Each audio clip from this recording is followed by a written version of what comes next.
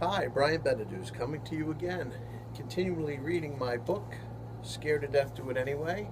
I'd like to invite you, please go to my YouTube channel, Brian Benedus, as well as my website, www.brianbeneduce, that's BENEDUCE.com. I ask you to do that because I'm receiving quite a few emails with questions that are easily answered right there on my webpage. It's updated quite frequently by my team, who's also running the Facebook page. They're on LinkedIn, they're on Twitter, so I'm all over the place, which is good because it's getting the word out there and a lot of people are responding. So today we're on chapter 6 in the book Scared to Death, my book Scared to Death, Do It Anyway. It's called The Ski Trip from Hell. And the quote is from Pope John the 23rd. Consult not your fears, but your hopes and your dreams. Think not about your frustrations, but about your unfulfilled potential. Concern yourself not with what you tried and failed in, but what it is still possible for you to do. Great quote. Anxiety has a wretched, heartbreaking habit of ruining your favorite activities by turning them into something frightening. I watched helplessly as all the things I learned to love and enjoy throughout my childhood slowly began to manifest themselves differently as I grew older.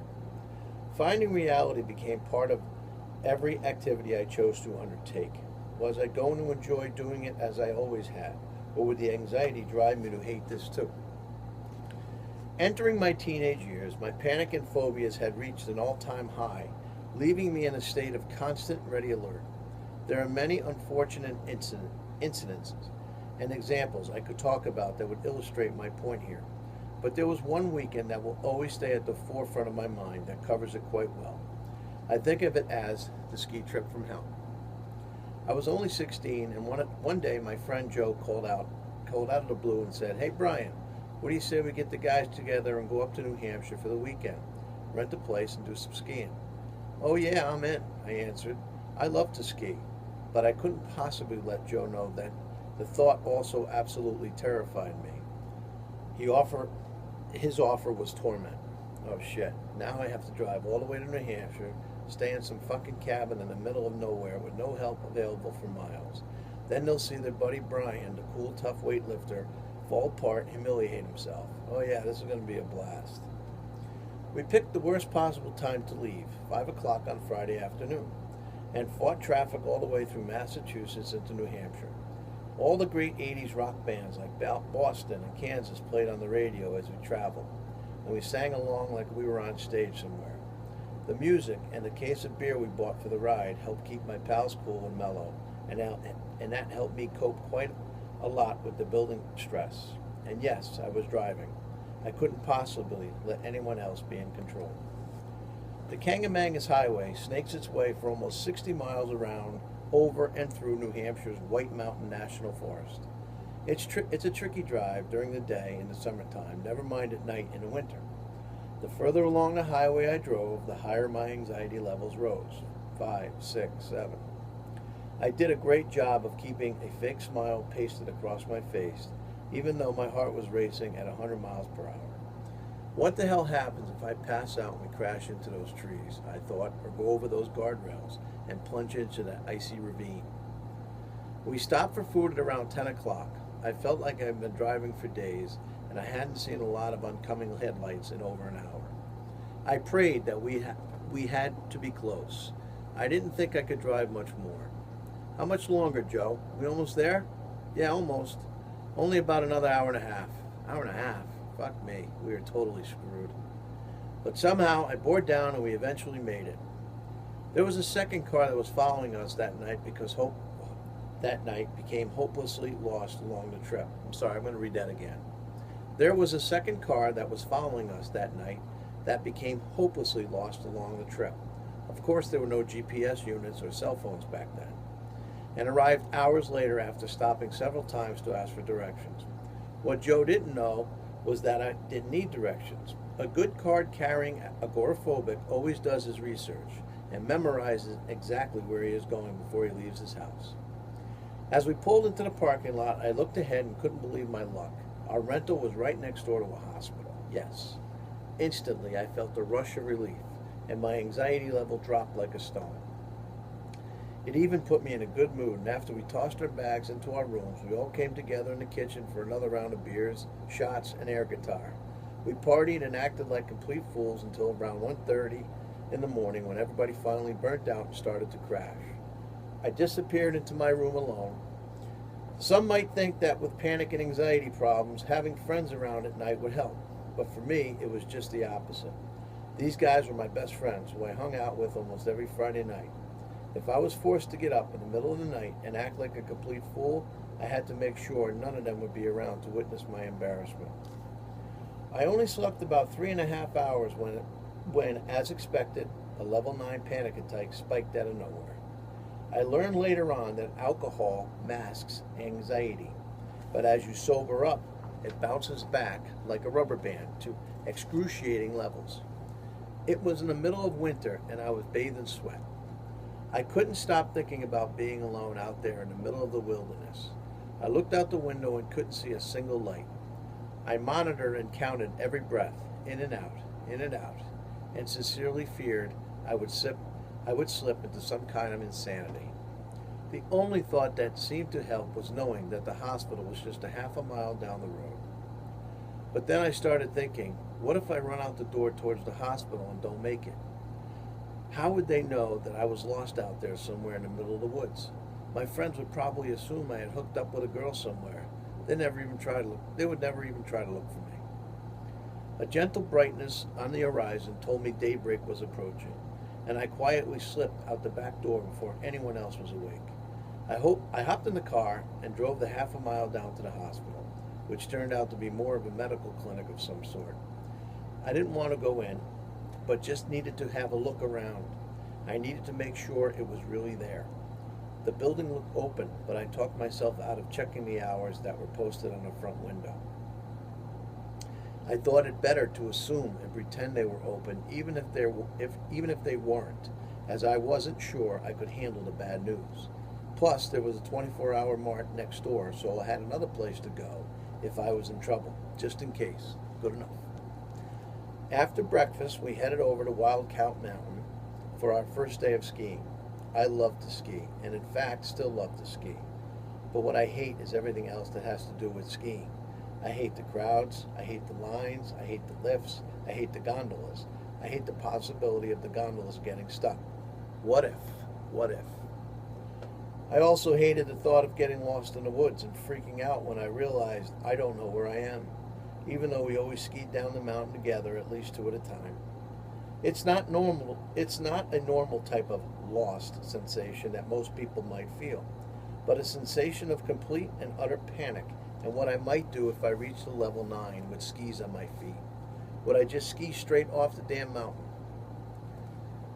When we first arrived, I was physically shaking from the adrenaline that was coursing through my body, and my friends gave me a hard time, assuming I was having a bad reaction to the cold. Ah, come on, Brian, look at you. It's not that cold. I was shaking so bad that when I sat on the chairlifts, globs of snow shook loose off the bottom of my skis. I remember looking back behind us every time the chairlift would slow down, usually to let a small kid get on. I was so pissed at them all. And God forbid if one of those little kids would fall getting on the chairlift, what would happen then? What would I do? I had to get off this thing.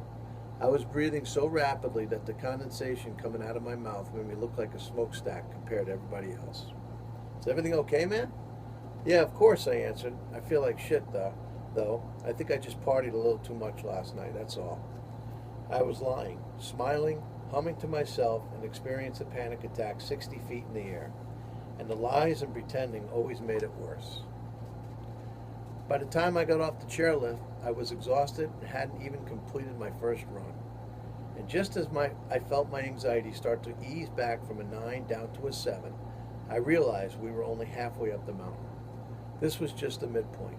And of course, all my friends wanted to go all the way up to the very top. Sure they did. After all, there was a bar up there. So what do you say, Bri? I thought to myself, look, a hill is a hill. If we are here to ski, then let's ski. We don't need to go any higher. And of course, that's exactly what I didn't tell them. Yeah, that sounds great. Let's get to the top of the mountain, I shouted. The second part of the ride up the chairlift was just as excruciating as the first part, and became instantly worse when one of my asshole buddies decided it would be a good idea to swing the chair back and forth.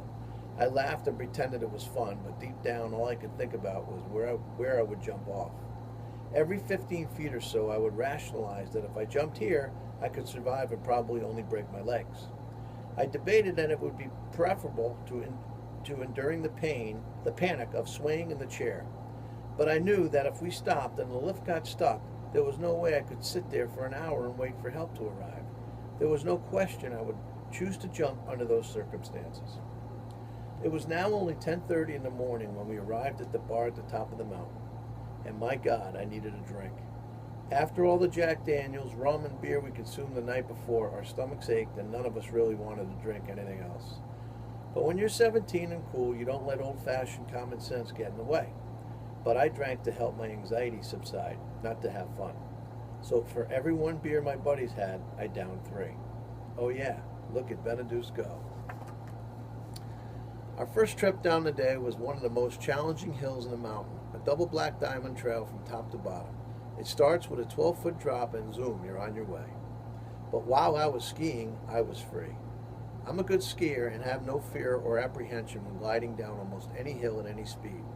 It's funny, because whether riding dirt bikes or skiing challenging trails, all the fear and anxiety happens either before or after the fact. The what-ifs, the yeah-buts, and the oh-nos are a product of the subconscious mind. The adrenaline goes right to the root of your anxiety tree and makes you believe you had no business ever leaving your house, never mind skiing. The analogy, as it relates to adrenaline, is the same as in the gym.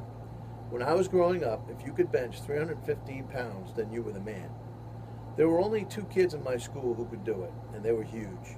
I weighed a measly 165 pounds. I knew I could bench 300, but whenever I sucked it up and went for the 315, the adrenaline rush would be exhilarating. It wasn't the same feeling as the adrenaline rush of a panic attack. It was different. I felt alive.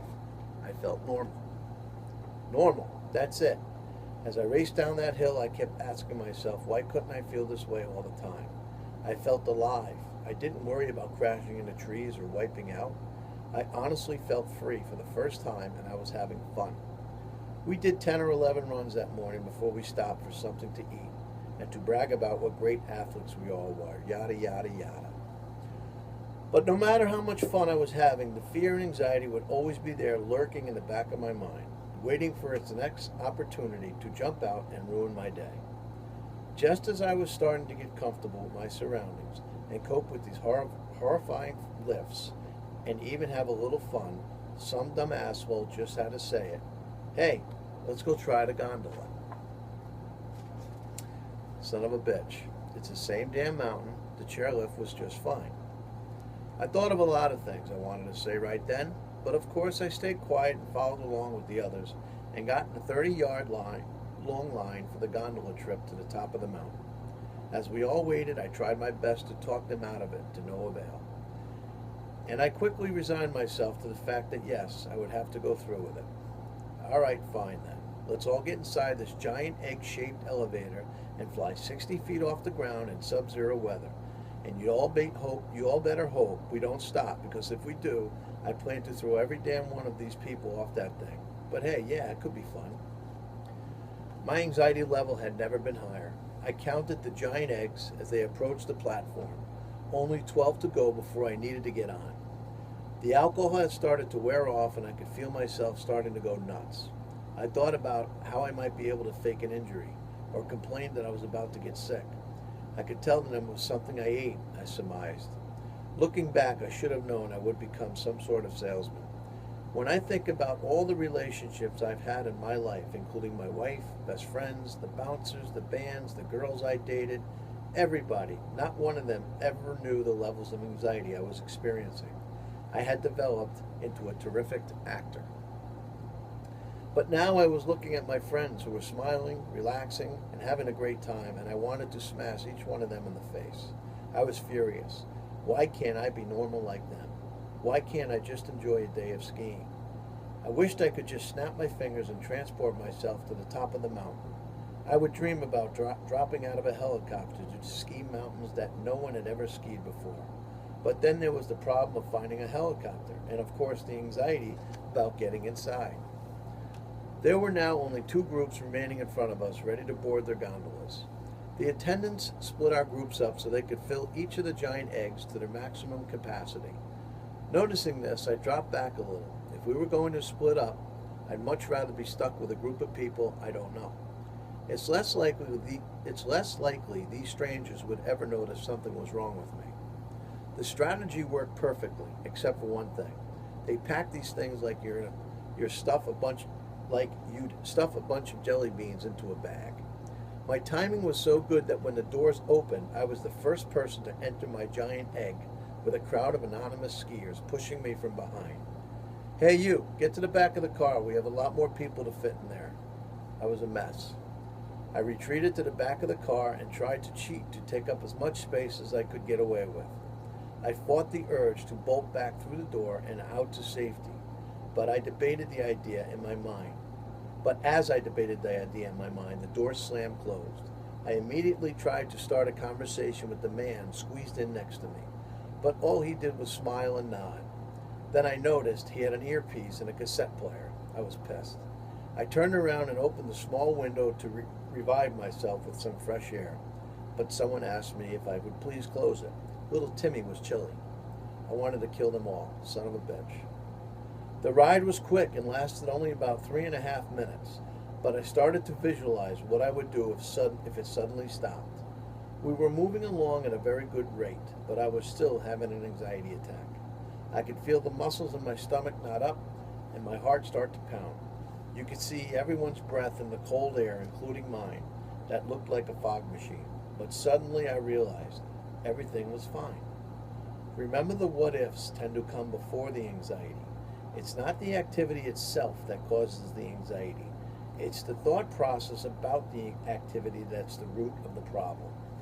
Once I was confident that the gondola would not stop mid-route, and I accepted that it would only take a few minutes to reach the mountaintop, I knew I would be okay. I knew I could do anything for 3.5 minutes. It was a very long day. Later that night, we were walking through the neighborhood and drinking heavily, heading towards some nameless bar.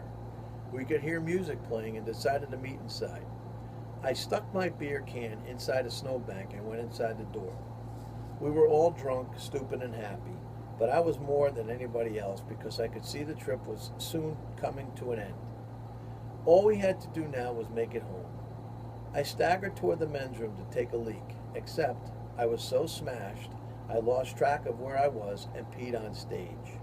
The place was mobbed. Everyone was rocking, and here I was, peeing on the bass guitar player. Needless to say, he wasn't happy about it. Words were exchanged, and we got into a hell of a fight. It was ugly. Our visit to the bar lasted no more than 12 minutes, and we found ourselves back outside, licking our wounds. And since it was now almost 2 in the morning, we figured it was about time we walked back to our cottage anyway. Funny that I couldn't find a bathroom, but knew right where I left the beer in the snowbank. As we passed the medical center along the way, I noticed they were closed. Next door, the 24-hour mart was closed too. I said nothing. I went back to my room and sat on my bed. I didn't sleep a wink that night. My eyes welled with tears, and I rocked back and forth, wondering why I couldn't be normal like everybody else. I wanted to feel like the guy who was skiing down the hill earlier that morning. I wanted to feel the exhilaration I did when riding a mini bike, or like a baseball player when someone hits a ball right at you. You don't become mirrored by negative thoughts. You just enjoy. You just do. You just live. I made sure everyone was in agreement that we had to leave early Sunday morning, making up some excuse that I had to get back. I couldn't get stuck driving in the dark again. I just didn't have the energy for it. And I knew what would happen if I had to drive back late. My reputation would be ruined. Hey guys, guess what? Brian shit his pants. It was hilarious. He was just driving back from the ski trip and he just shit his pants. It's irritable bowel syndrome. I have agoraphobia. I didn't even want to leave my house. And by the way, asshole, while you were having a great time all weekend, I was in hell. 5 hours from home. Please, God, let me get out of New Hampshire, out of the woods, and back to reality. Then again, what is reality anyway? This chapter is I've said this before, and I apologize. It's a very powerful chapter to me because I've had so many moments like that in my teenage years. I remember their faces. I remember so much. A lot of what I remember is fear and the what ifs. What if became second nature to me. Every time I had something to do, the what ifs were circling around. In that chat, I want to apologize, by the way. I mispronounced words and I jumbled things, but I'm sorry. I would have to retake this 10, 15 times to get it perfect. And so I'd rather be me and just go back and finish a line here and there. But getting back to the point, I mentioned agoraphobia for the first time, and that was me thinking to myself what I would say. But trust me when I tell you, at this point, I had no idea what it was.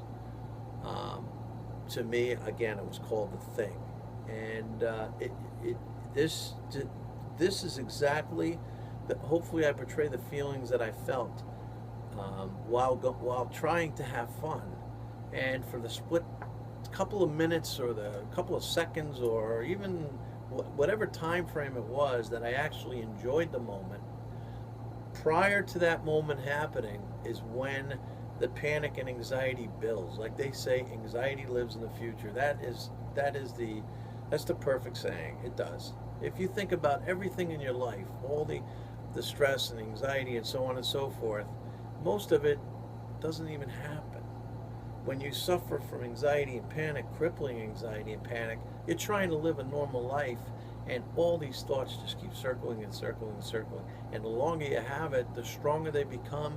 And then you take all this anxiety and you put it into every single instance that you're going to do, whether it's a camping trip, whether it's just going to the grocery store, a ski trip, or anything in your life that it's called normal isn't normal for you. And it never was normal for me. It was always this constant fear, and it's your imagination, and it's subconscious, but it's very, very strong.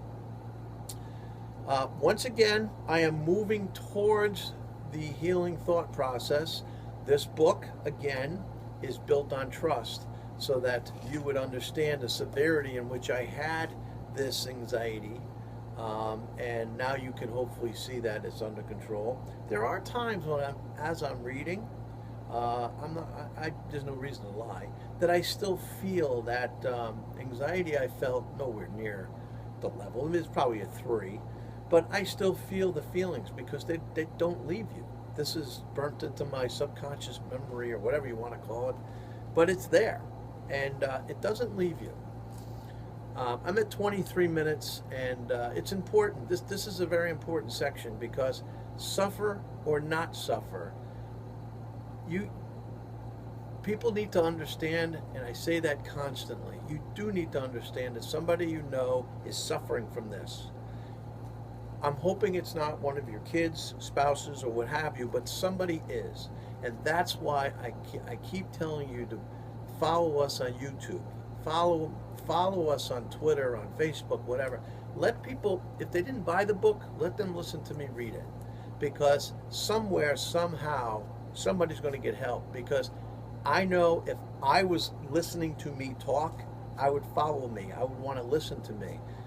Not for any reason, because they like my shirts or my funky hats or whatever I'm wearing, but because it's true. And that's one of the biggest reasons I wrote this book, is for truth and for people to understand. So, I'll use the word enjoy. I hope you enjoyed that chapter, and we move onward. Okay? Have a great day. Take care.